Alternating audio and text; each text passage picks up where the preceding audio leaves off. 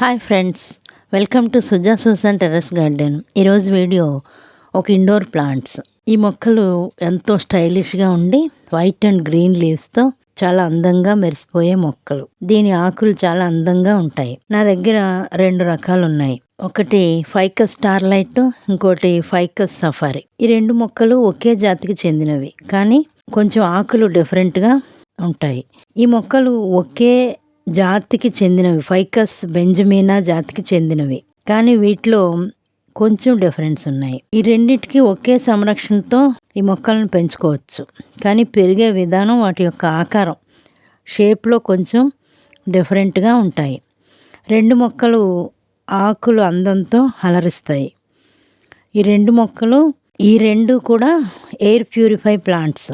First వీటిలోని డిఫరెన్సెస్ని తెలుసుకుందాం. Ficus starlight చూడండి ఎంత అందంగా ఉన్నాయో ఆకులు. ఈ ఫైకస్ స్టార్లైట్ ఆకులు చాలా బ్రైట్ అండ్ షైనింగ్గా ఉంటాయి.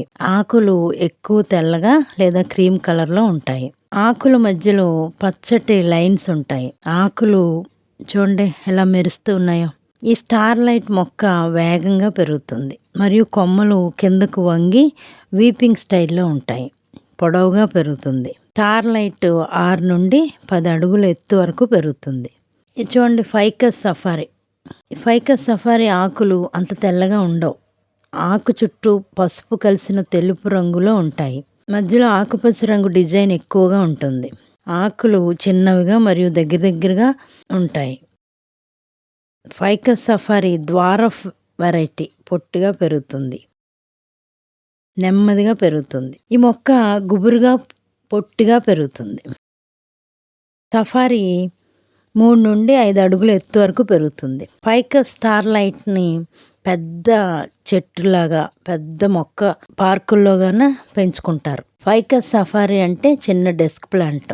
బోన్సాయిగా ఇంట్లో కూడా పెంచుకోవచ్చు. ఈ ఫైకస్ మొక్కలు ఆకులు మెరవాలంటే ఆకులపై దుమ్ము చేరితే ఒక తడి క్లాత్తో ఆకులను తుడవాలి. ఈ మొక్కను బాల్కనీలో కూడా పెంచుకోవచ్చు. ఈ మొక్కకు వెల్ డ్రైనింగ్ సాయిల్ ఉండేలాగా చూసుకోవాలి. 50% garden soil, 30% vermi compost, 20% sand or cocopeat కలిపి పాట్లో నాటుకోవాలి. వారానికి 2 times వాటర్ ఇస్తే సరిపోతుంది. డైరెక్ట్ సన్లైట్లో పెట్టకూడదు. ఈ మొక్కకు సెమీ షేడెడ్ ఏరియా ఇష్టపడుతుంది. ఇంకా ఫెర్టిలైజర్స్, మొక్క వేగంగా పెరగాలంటే పోషకాలు అవసరం. నెలకొకసారి లిక్విడ్ ఫెర్టిలైజర్స్ ఇవ్వచ్చు. NPK ఫెర్టిలైజర్స్ ఇవ్వాలి. వేసవి మరియు వర్షాకాలంలో ఫెర్టిలైజర్స్ ఇవ్వచ్చు. శీతాకాలంలో డార్మన్సీలో ఉంటుంది, అంటే నిద్రాస్థితిలో ఉంటుంది కాబట్టి ఫెర్టిలైజర్స్ వేయకూడదు. ప్రాపగేషన్, చిన్న కొమ్మను క్రాస్ కట్ చేసి నీటిలో కానీ మట్టిలో కానీ నాటితే 20 to 30 డేస్లో కొత్త వేర్లు వస్తాయి. ఈ విధంగా ప్రాపగేషన్ చేసుకోవచ్చు. ఈ మొక్కను కొమ్మలతో కూడా పెంచుకోవచ్చు అన్నమాట. తేమ ఎక్కువగా ఉంటే ఈ మొక్క చాలా ఆరోగ్యంగా పెరుగుతుంది. ఆకులు విషపూరితం కాబట్టి పెంపుడు జంతువులు కొంచెం దూరంగా ఉంచండి. ఈ మొక్క ఇండోర్ ప్లాంట్. దీనిని ఎయిర్ ప్యూరిఫై ప్లాంట్గా నాసా గుర్తించింది. ఇంత అందమైన మొక్కలను పెంచడానికి అందరూ ట్రై చేయండి.